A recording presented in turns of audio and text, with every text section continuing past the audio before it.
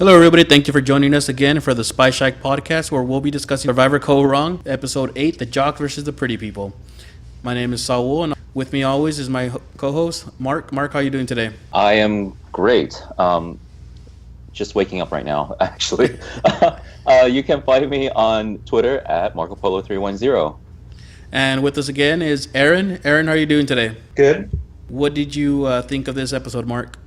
I think we kind of saw it coming from like an episode or two ago, but it was still just satisfying to watch it go down. Aaron? I think it was my favorite episode of the season so far. Yeah, just the whole build-up. I mean, the previews, I did watch the little 30-second preview they had online, and it said something about the women getting together, and I'm thinking, okay, don't have your hopes so high. I mean, the thing with Sydney and the next time on Survivor, I thought was going to be a loop thrown at us or just to throw us off guard, but no. Women power. Yeah, it's one of those things. I was pretty sure Nick was not going to be the winner just because we didn't see him much at the beginning, and then all of a sudden we started seeing him a lot. So I felt we started seeing him more often in the previous episodes because they needed to show a reason why Sydney was starting to get little, I guess, get on his bad side, or she was getting on her bad side. She was pretty, silent in previous episodes, even though she did let her, I guess, opinion known, but not to the point where she's in everybody's face. And then when she needed to, she came out of nowhere and decided that Nick needed to go. So let's talk about that. What did you guys think of Jason or the guys talking about the Girls Alliance? Did we have any indication that there would be any Girls Alliance other than the initial Girls Alliance of the beauties? No, I don't think there was any indication of the women getting together. That was all just in the guys' heads, right? I mean, they were just kind of saw that they were all together and they were with Ty, and then all of a sudden we got to be careful with the Girls Alliance. They were bored and needed to talk game. I think it's always one of the guys. That's what the guys always struggle with, and I'm thinking of two examples. One of them being more so for two. I don't know how to say it. One happening more often, just like a reoccurring theme in seasons, and then one particularly from Pearl Islands.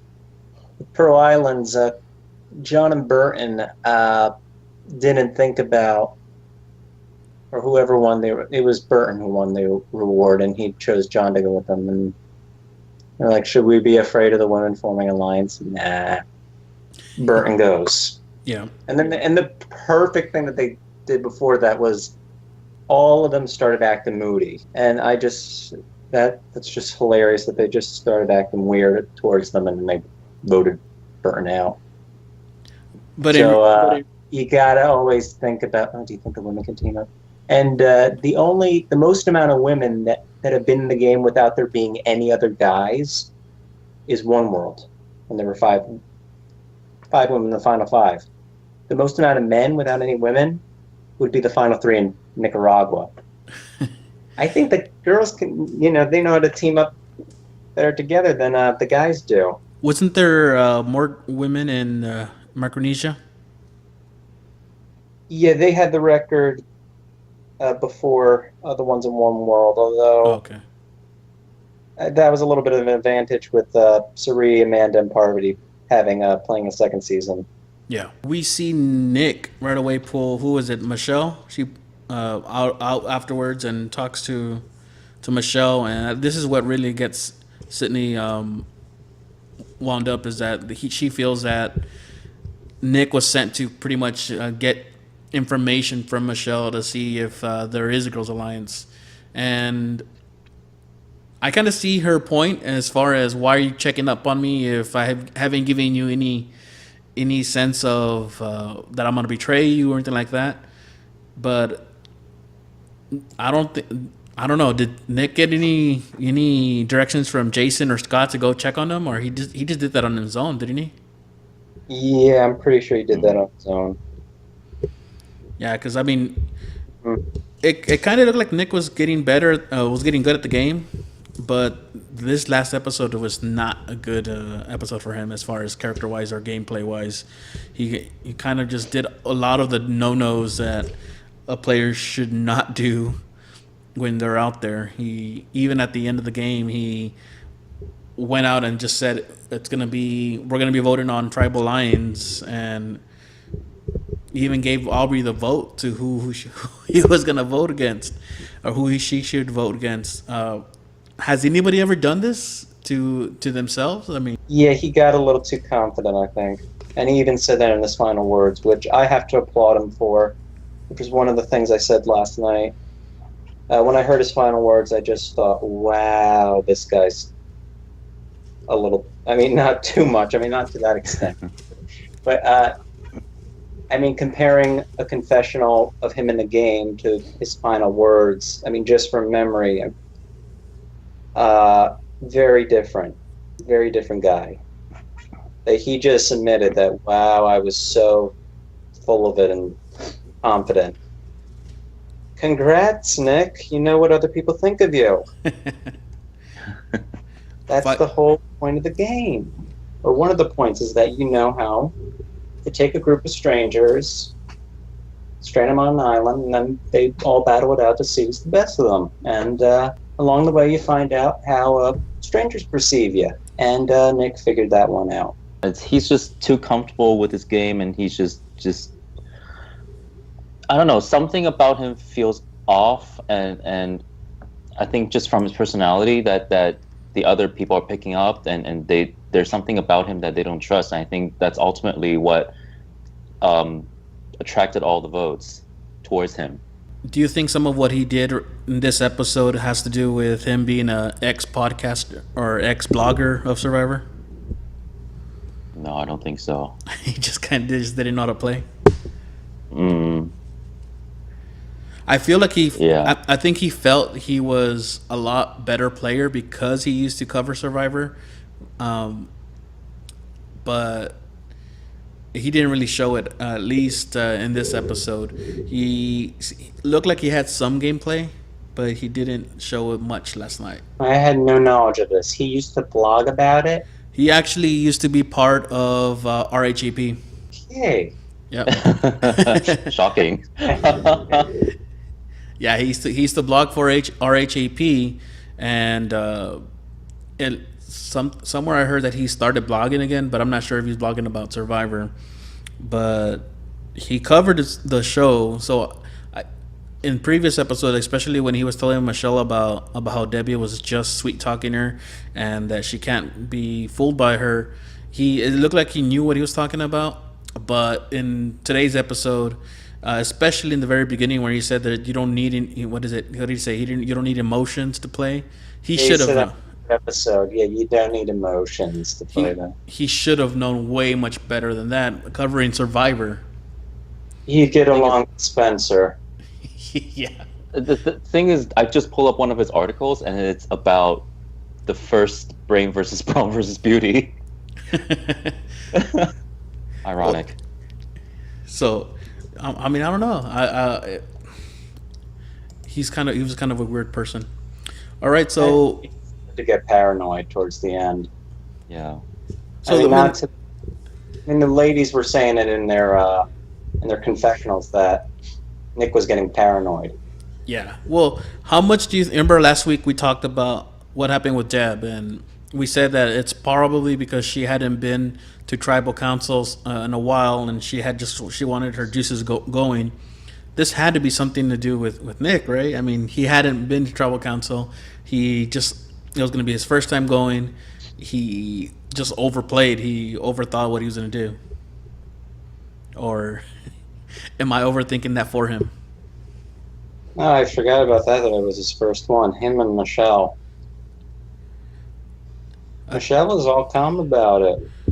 Did Michelle not go before? She had not been to tribal council. I thought she had gone once. I was almost sure on that. And she just did her.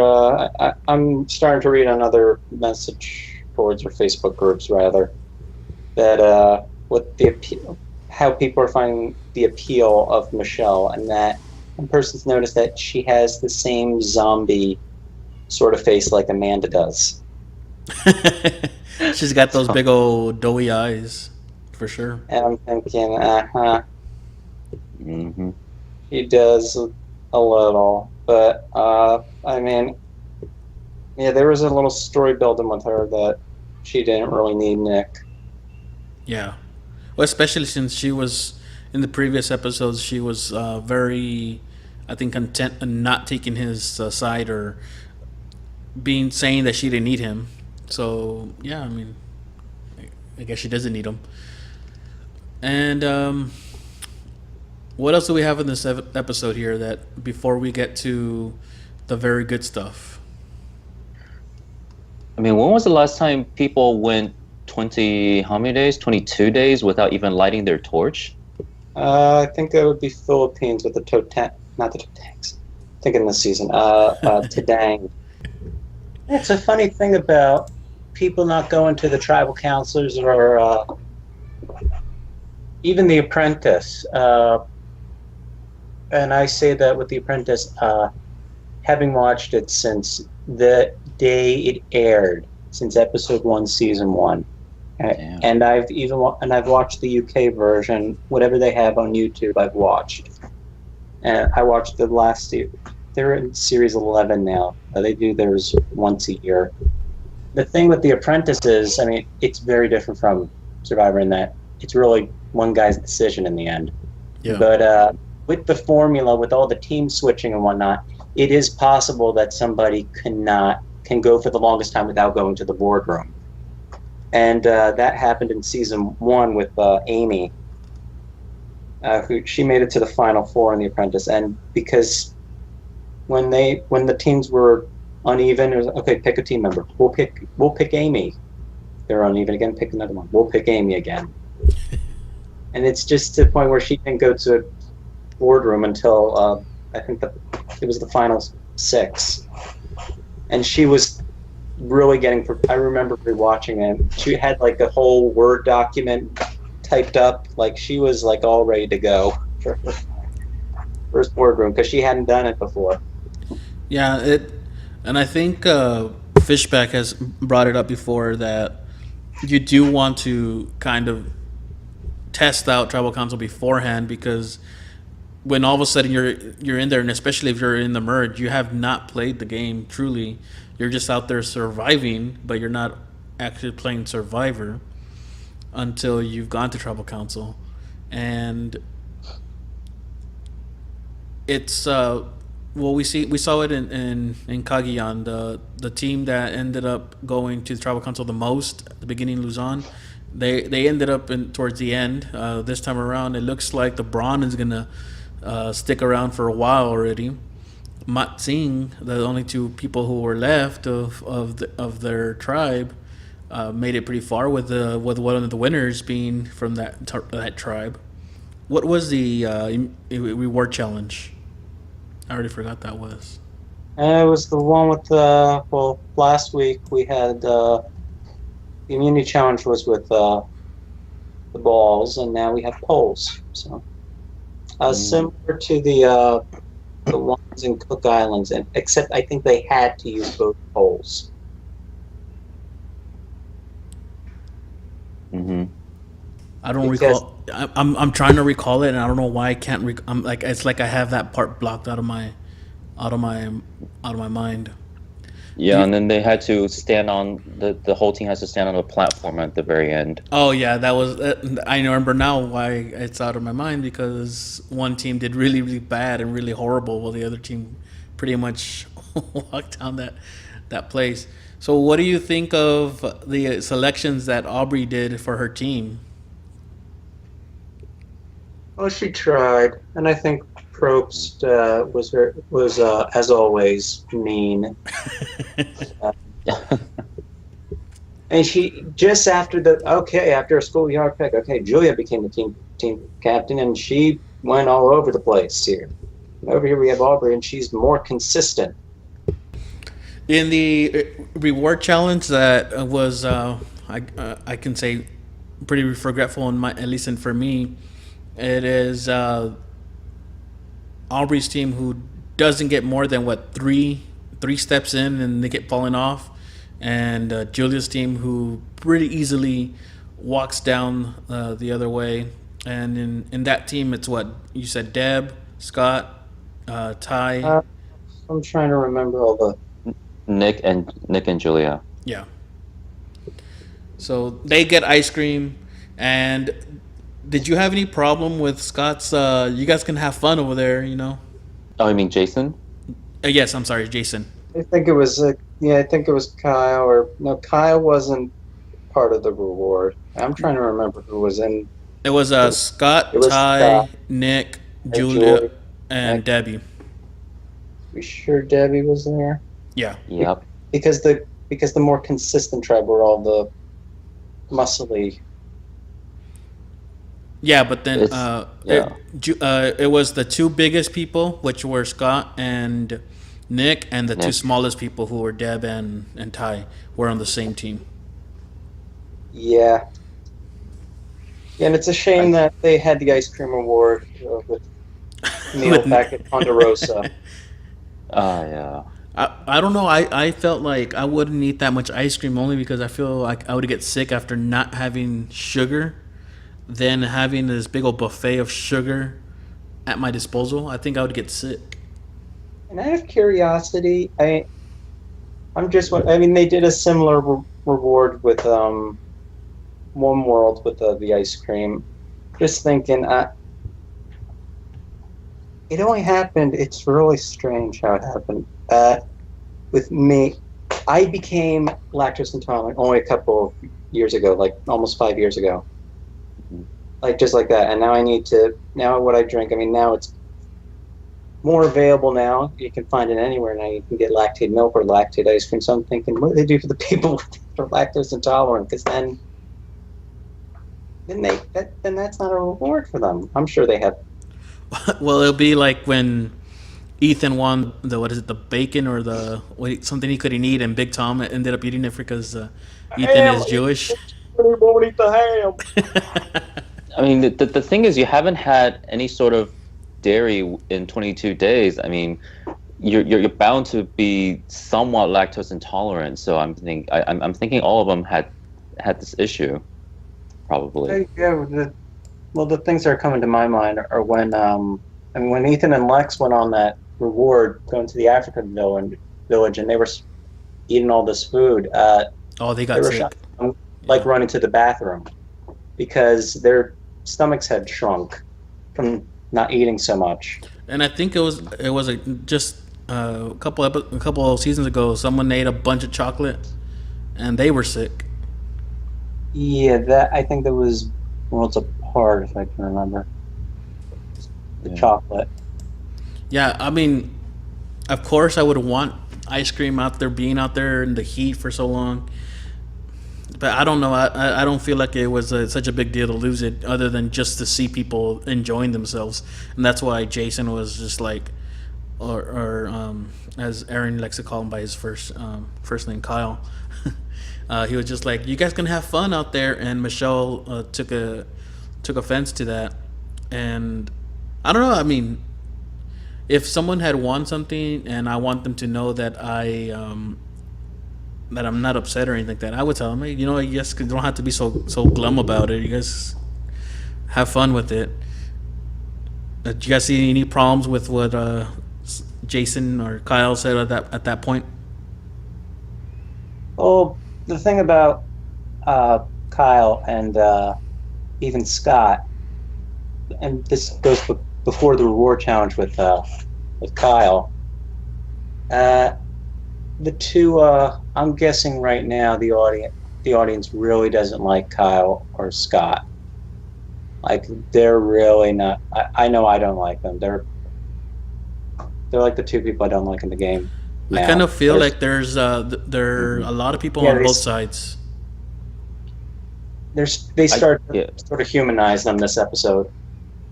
Things I can tolerate Scott without Jason, and I just cannot tolerate Jason. Period.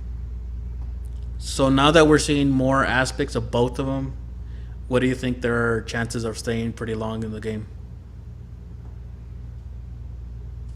They're in danger right now. One of them is probably going to be going next.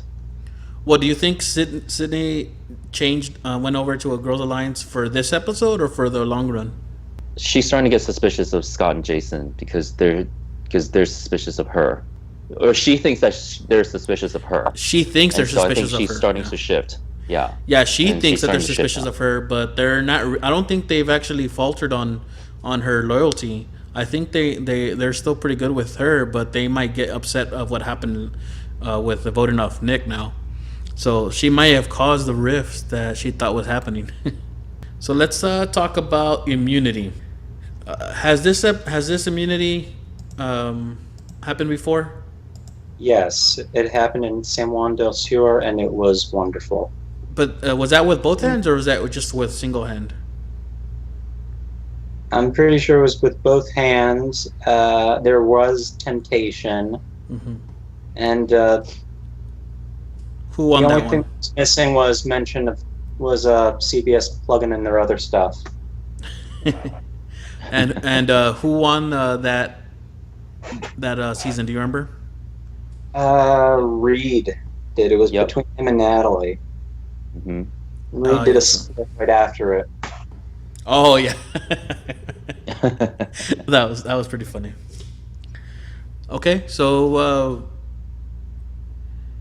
let's just get to the point before after the temptation, because 4 people go out in the temptation, and Nick stays behind on in the challenge, and he pretty much just stays on long enough to see the rest of the brains go down. Can we commiserate with Julia for a second, going out seconds before he brought out the food? Oh yeah! Oh my god! Poor girl! My gosh! It's like Alexis. Yeah, where she and goes where she thought she was already in the space, right, to get the temptation, and she dropped the bucket on herself. With Alexis, she looked. I remember when we were and then when I say we, I'm meaning when the family used to watch me, my sister, sometimes my sister, my mom, and her boyfriend. I remember us all watching it, and before Probst brought out the treats, she couldn't hold on anymore.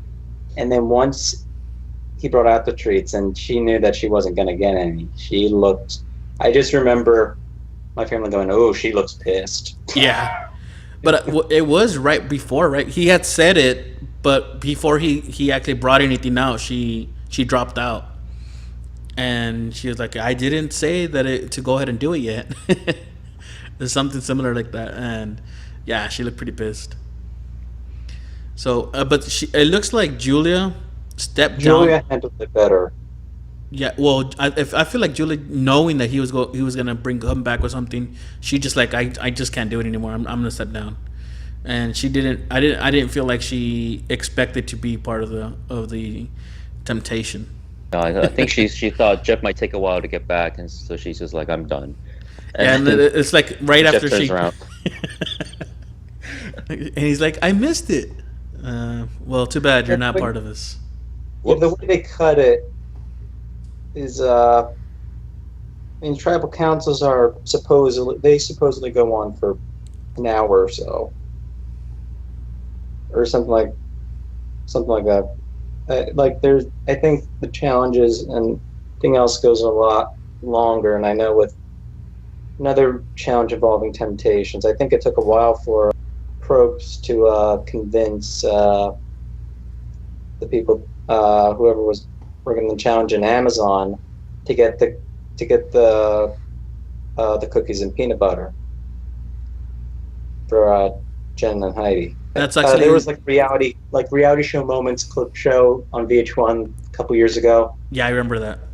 Or like 10 years ago, and Jenna said in her interview when they talked about that off camera, Jeff supposedly said, "Get them some insert the blank cookie. You just Yeah, I remember that. It was like because they offered it up, right? Because I'll get naked for peanut butter and I take my clothes off for chocolate and peanut butter. yeah, and he was like, get these, get them some chocolate and peanut butter. I mean, that was before Jeff was married, right? So I mean, he can always use some. I think he was. Yeah, he wasn't married at the time. I think he was married for Survivor, but he got divorced. But now I think he's been married since One World. All right, so back to the immunity. Nick drops out and arrogantly says he was only holding on for the brains to go out. So that was what first flag right away. As on this part of the episode that something was going to happen with him, and then it ends up being with Ty and with Sydney. And what did Ty say? He was praying for Buddha. But he said something. He had said something about if just because you're strong, you only go to a certain breaking point, or you only have a certain breaking point, and that's it. Whereas he just gave up. He wanted to see how long he could go. Yeah. Yeah. Like, you're strong, but you only have a certain breaking point, and that's it. And Sydney looked like she was strong pretty much the whole way through, and then at the very end, you can see it in her face that she was starting to give in already. I think she was trying to play calm, cool, and collected, and when she couldn't hold on anymore, that's when you see her face change. But I think she was feeling it before then. So we get Ty as our winner for this immunity. Who would have thought Ty would win an individual immunity against some of these people here? You know what? More power to him. Hallelujah. Yeah. Yes. Oh, I like the part where it's like, can you walk? Oh, yes, I can even run. Yeah. And the thing is, he didn't even need it. Yeah, I think I believe him when he says that he was just trying to see how far he can go. I don't see that as being anything where he was paranoid and he was just saying that. I think he just wanted to test himself.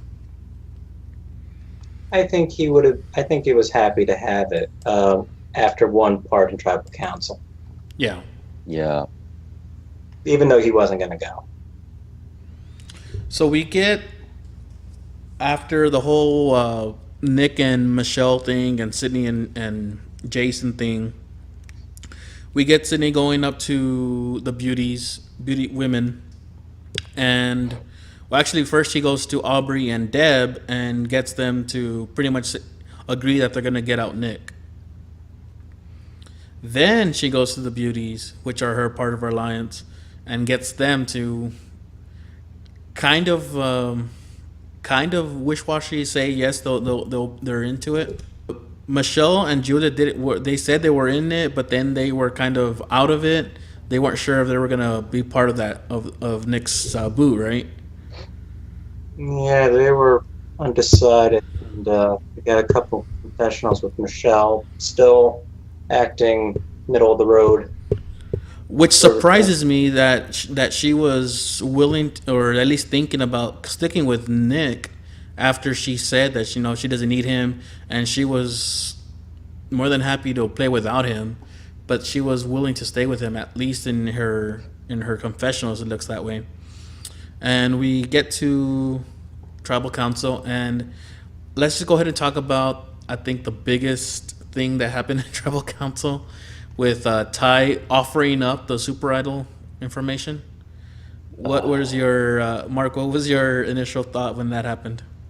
Initial thought was instant facepalm. I was like, what the hell are you doing? Nobody else knows this, and now people know that you might have an idol, because who else would have that kind of information? I literally said, no. What are you doing? Well, he said it was a mistake. He just said it was a little it turned out to be we don't know what the repercussions of it are going to be, but he just was naturally speaking just saying, oh, we have idol. Julia sort of makes a look, and says Julia just made a look there. Mm-hmm. Was this news to you? Yeah. Okay, who's we? Yeah, because I So, mean, it ended up being like a slip of the tongue by Ty, but I feel like it really was or at least the edited version of what we got makes it look like it was the part that the thing that pushed the girls to vote for Nick, because now they feel like they're not in the loop. Because yeah, even Ty said, "I thought everybody knew." yeah. I don't think Kyle or Scott. I mean, as far as next time on Survivor previews that we saw, um, I don't think they're going to get upset with. I mean, I think that's going to be the least of their concerns. What they're going to be upset about is that Nick is gone. Yeah. Well, yeah, because I mean, Ty didn't offer up any other information other than the information about the super idol, and hopefully people don't know that he has idol. Of course, the people who want to keep the super idol, um, from, or at least that the people who want to the other players to not know that they have idols are not going to say anything about Ty having an idol, because then he can just flip on them and say they have idols as well. So they're not going to say anything about Ty having an idol. The other players, I think at least myself, if I heard this, I would be like, yeah, this guy has an idol. How else he's going to know about Yeah, it? exactly. Neil looks pretty healthy right now. Although from what I heard, his day after video was actually like about 5 or 6 days after being evacuated. That's And strange. now, I know that in previous episodes and previous seasons, we get the next episode starting off the pre intro at the right after tribal council or something like that. But this episode started off with the boat still taking off, and everybody kind of like in happy and kind of sad at the same time because Neil was medevac. Have we ever started an episode that is not to be continued right where the other one left off? If you mean with the probably the only thing I can think of that opened the same way is Panama, and they were told that Bruce left. Was that at the very end of the episode though? Yeah, that was at the end of the episode when they told that Bruce had been medevac. Yeah. I can't think of any other time. But the other thing that came to my mind was our group, the group that's been mentioned several times in this podcast, previously on Survivor. We got a second shout out from Scott. Oh, really? Mm-hmm. Yeah, like once Jeff did his whole narration now. Oh, that's right. Yeah. Will be voted off tonight, and then as you see the boat speeding through, and then you just hear Scott go, "Previously on Survivor." It's like, okay, you get a notch. Okay, my rankings, you get a notch. You go to number 8 in my rankings just because you gave us a second shout out. Yeah. Go on the bottom. Well, Mark's though, like, I don't know because I'm not in that group yet. I don't know. Huh? What? All right. Can we talk about the mystery vote that Ty threw Jason's way? Yeah. Where did that come from? Do we have a clue as to why he went that way? The only reason that I know or that I can think of is that Ty wanted the girls to know that he's not with them. That's the only thing I could think of. I don't know. How about you, Aaron? That is a possibility, just like what was in Worlds Apart when Will wanted to join. I mean, not in the similar circumstances, but Will wanted to join up with the majority alliance, and Mike said, "Okay, we'll write down so and so's name, and you can join us." Yeah, and it was the throwaway vote. So, I mean, we really don't know what his intentions are. I mean, maybe he'll say it in a confessional the next episode. If not, then it's something to talk about either when he's on, if he goes on the jury, or if he ends up in the finals, or it'll be after the season. So I did have a inappropriate Probst. What was that? Out of context Probst quote when they're doing that reward challenge. It says Aubrey takes a dump. Oh boy! Oh, After I missed that. after all the ball talk and Saying previous. so many things, but then I saw in the live thread that somebody quoted him on that, and I thought, oh, that's unfortunate. So, one thing that we've been talking about in the past is about an additional medevac, and I was thinking about this the other day. You know that scene that we got at the preview of last season, where the nighttime medevac or the nighttime visit. Mm-hmm. Is it possible that they're tricking us and that nighttime footage became when Jennifer was dealing with the bug? I don't know about them trying to fool the audience like they did then, like with showing who the Final Four were in Borneo, the fake Final Four. I mean, I don't know how much they tried to fool. I can't think of any recent examples of them trying to fool the audience. Well, even like let's say the promo for this episode, everyone it said that what did it say, that we're gonna get blindsided because of what happened at the end, but the episode itself, I mean, was it really a blindside at the end? And we saw everything was there for us to like think it's gonna happen, that they're gonna turn on Nick. So Showing how it was like high school, and one of the things that came to my mind was the John blindside in Marquesas. Mm-hmm. Just like they're showing you the fall of somebody, and at one point there's one shot where you just see Nick, Kyle, and Scott just all sitting on a bench together or sitting somewhere. I think that was right before the whole Sydney thing.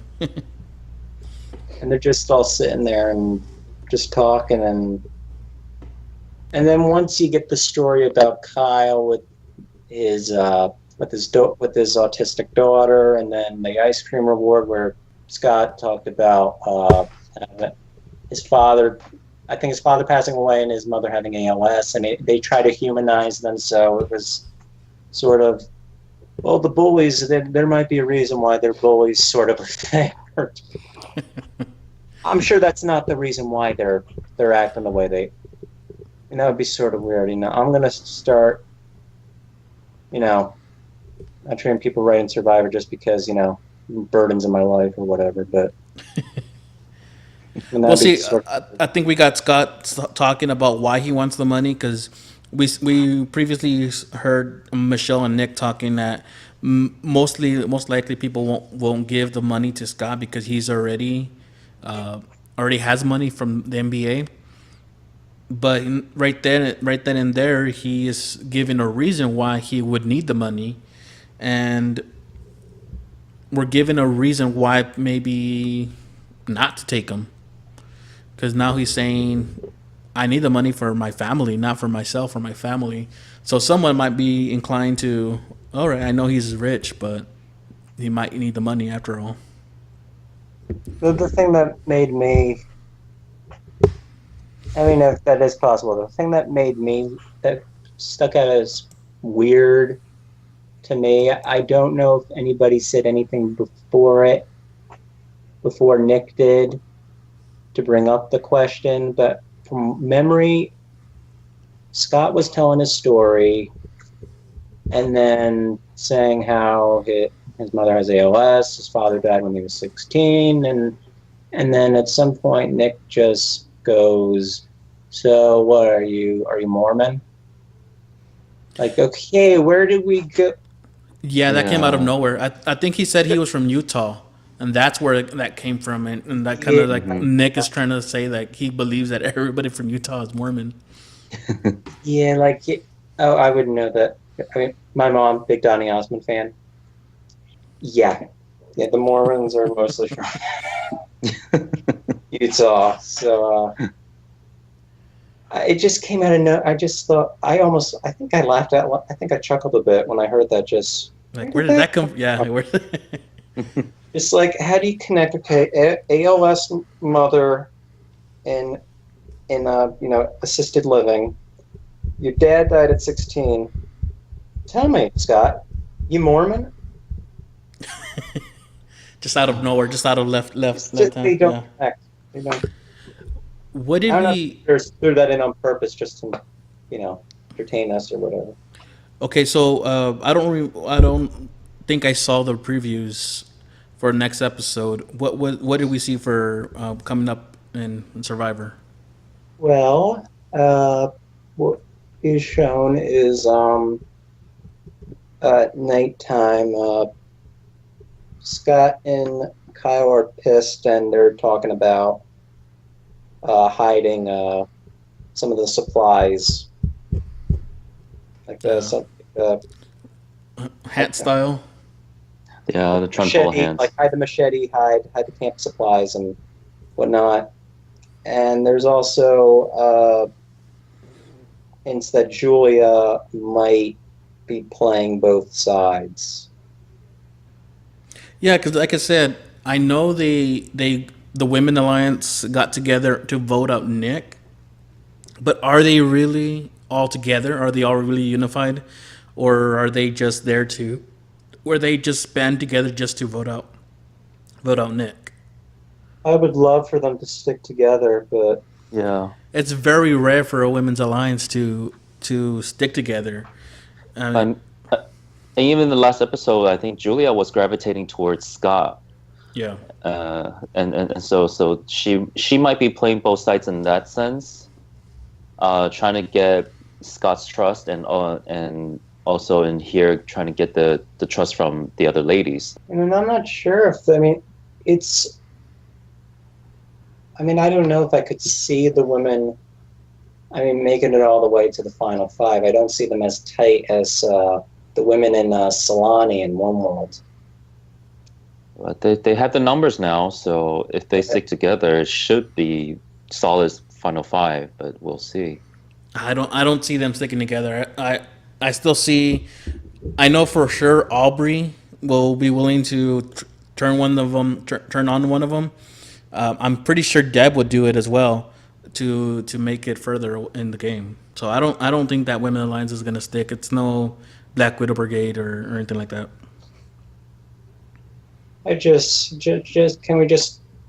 want them to stick with Debbie's plan and just have a woman win this in the end, Yeah.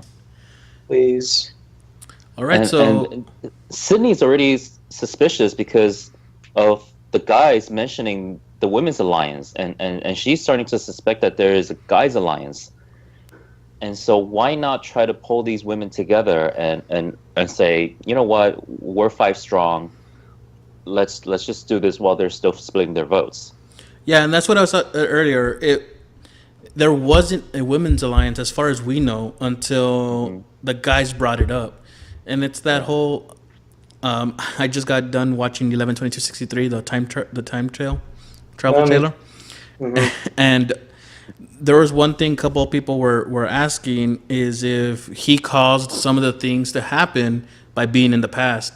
And it kind of feels the same thing. The girls' alliance would not have happened if the guys would have just been cool and not bring it up or not even talk about it. Because what are the girls going to think now? Well, they're going to be ready to turn on us because they think we're turning on them. Might as well just go ahead and do it. I think and I think it's a trope when in time travel where it says you caused it to happen by going back. So no matter, whatever happens in the future, it happened because you already went back and came back, and whatever you did in the past caused this to happen, even though you didn't know you had already gone back. It's a whole catch-22 kind of thing. That paradox that doesn't allow things to happen, I think, for time travel.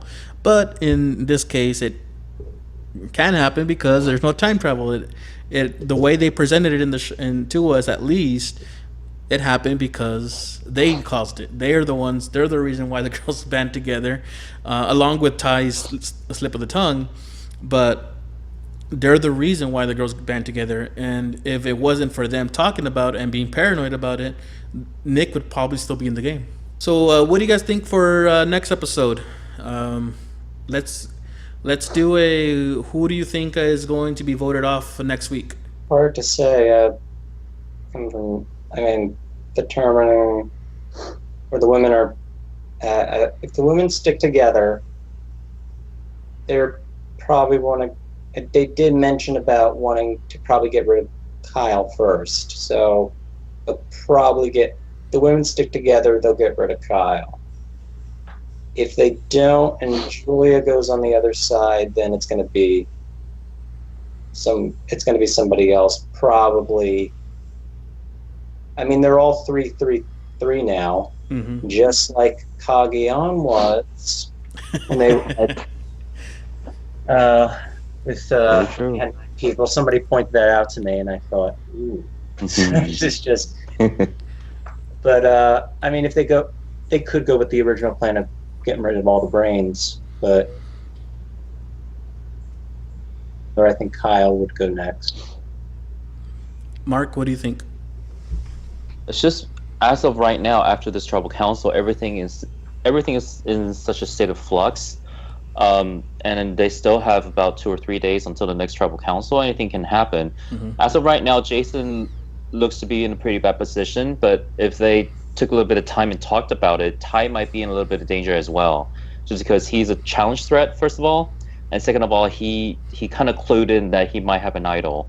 He clued about having an idol, and he's also a challenge threat, as he has just shown, a big challenge threat, and so people might try to blindside him just to get rid of a challenge threat plus the possibility of fleshing out an idol. Yeah. This season was so what's it called? Underhyped. Underhyped by probes and all. But I feel like this is a very great season, especially now. We don't know what's going to happen. It feels like anything can happen right now, and we saw that with the last episode. We thought that Beauty was in the driver's seat along with Braun, but now they're all even. And it looks like the women might take control if they can pull it together and not go off road. But it's hard to even pick from week to week who do we think is gonna get voted off. And I do think that if the women stick together, like Aaron said, it is going to be either Scott or Kyle. And I believe the girls think Scott is the lesser of two evils. I don't even think they see Scott as a bad person.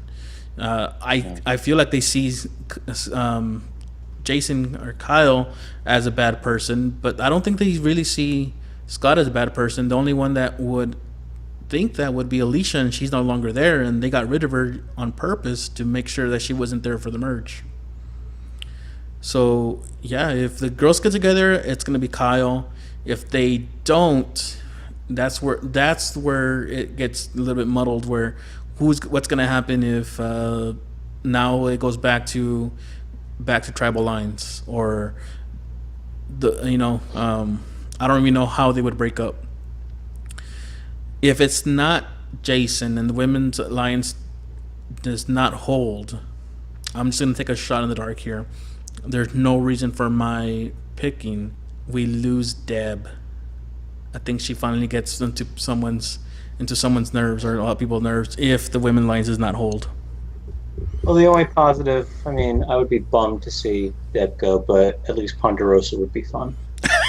True. That's true. Imagine her secret scenes and her day after video and all that.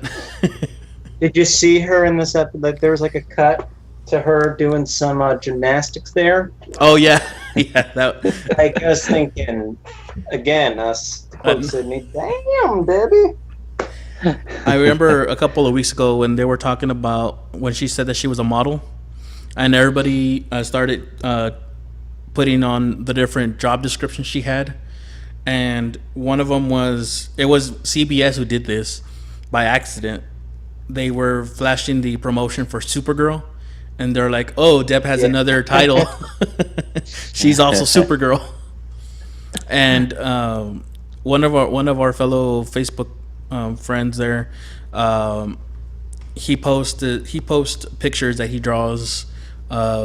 Most of them are pretty funny, pretty good. And he had a picture of Deb standing with a needle over Neil and Dr. Rupert, and she says, "Did I mention I was a nurse in my 20s?" So wow, I wish I could see it. We have a whole thread in one group where we just, use any Photoshop, Microsoft Paint, Debbie occupations. So, you download the Survivor font. You go. I went into Paint. I made a few. I have one where I made one where it says Debbie. It says her name, the tribe. So I put Debbie. Okay, Michael Scoopin, biographer. Yeah, I saw that one. And then another one. She has she has some sort of resemblance to Iggy Pop. And so I just put in one Iggy, musician. And the leopard print bathing suit that she's wearing, there is someone reminded me that there is a picture of Iggy floating around the internet, and I think it's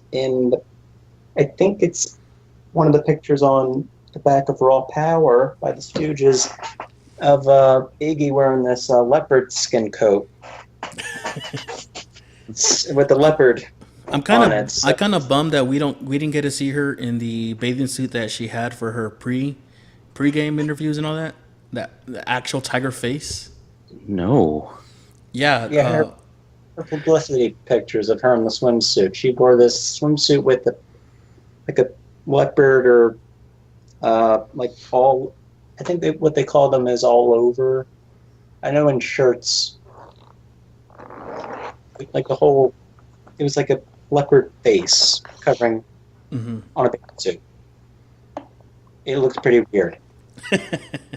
It's just, I think they call them, I know for t-shirts, because being them, I don't have any myself. I know that there are classic rock and roll t-shirts where they just take a picture or an album cover and they just zoom in on that person and just covers their entire body. That's what it sort of reminds me of, except in this case it's a leopard's face.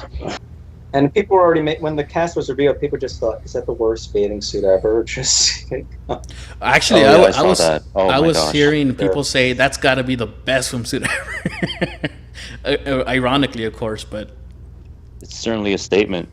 Yeah, I was kind of wishing to see who was wearing that out there. All right, guys. Well, let's go ahead and leave it there. Before we do, any last thoughts or words for this episode, Mark? You know what? On second thought, because we were talking about Julia a little bit, she might also be in a little bit of hot water next episode. So it would be interesting to see what direction people go after this tribal council, because it's so spread out, and so it'll be interesting to see what direction the different players take next episode. I'm excited. Not in particular for the episode, but I thought I would share something here that somebody shared in one group from Entertainment Weekly, a quote from Probst that he just, I think it sticks out as interesting here. And it's just another example of Jeff doesn't get Survivor. I don't know what the question was, but the quote here is he says, "The game shifted years ago, and now more times than not, the jury votes for gameplay. Not always. Sometimes bitterness comes into play, but most often it's rewarding those who made moves." Well, so what you're saying is that there's such thing as bitter juries and They're just voting for who they like the best or the most. Has nothing to do with the episode, but it just came up on Facebook, and I thought, wow, Jeff is so lost. Yeah, I think he wants people to think that because he wants more gameplay, and maybe he is the reason why we're seeing more gameplay. And he is a showrunner now. Yeah, now, and the thing is that I think a lot of fans are starting to get turned off by nothing but gameplay. We talked about it a couple of weeks ago, where we're saying we kind of miss the interactions between the people. We miss the, let's say, like in the season 1 Borneo with Richard and with Rudy. These two people who would never meet in normal circumstances. All of a sudden they have this big friendship, and they're just two separate, differently, way different people from each other. And that's what I liked about Caleb and with Ty. They're two way different people that most likely would never meet, and they got along pretty well. And a lot of people were saying maybe he was doing it just for the cameras and so, but I've seen the way he interacts with Ty on Twitter, and I gotta say they look like they're still pretty good friends. And I even tweeted at them saying I can see you guys going on the Amazing Race as partners, just because I would want to continue to see you guys just together, just seeing your guys' TV show with you guys. So well, I want to say about all the interactions here. Oh, the cat wants to get in here. The thing I wanted to mention, one of the reasons why this was my favorite episode of the season so far is because I felt like we got a little more camp scenes, and that we got. I mean, they humanized, Kyle and Scott gave us a little bit of their backstory, and there was a wonderful secret scene where after Neil went, they decided to start creating a bowling alley. Yeah, I saw that one. Mm-hmm. And I feel like that in the episode. I feel like that would have made the episode in the beginning season, in the first couple of seasons. I think that would have made the episode. And now that supposedly the audience wants more gameplay, it's no longer part of the episode. Now it's a secret scene, and maybe we should, because we've been talking about this in a couple of episodes already, where we like, what do we miss about about Survivor? Maybe we should do something where we just talk about. That's all we talk about. Just a special episode where we just talk about, something I wish they did. Or they did it once or whatever, and I wish they did it. Just talk about what we think was the best parts of Survivor before the modern Survivor, even though I still love it. I still like it too. I still love Survivor, but there's a lot of things that have been cut out or been changed that I feel that I think we as fans, especially as hardcore fans, and I think Survivor has a retention of these big fans. I don't think there's a lot of newbie fans, but I think we would all enjoy a throwback to one of these seasons coming up. I think the last one that tried to do a throwback kind of season was Tocantins. It wasn't a full throwback, but it was similar. And before that, I believe it was China.